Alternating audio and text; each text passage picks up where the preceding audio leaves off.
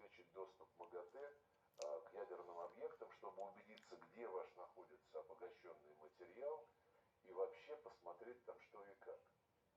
А есть гарантии, что это не утечет?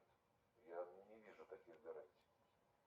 Узнать, вот знаете, вот мы били-били, ничего там не нашли, вы куда-то это спрятали, покажите куда. Ну, вот это генеральный директор уважаемого, в общем-то, агентства.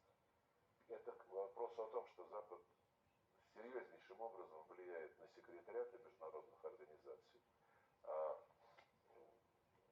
в известной степени он их даже приватизировал, потому что западные сотрудники секретариатов международных структур, начиная с ООН, в других ситуациях, конечно, большинство из них не руководствуется требованиями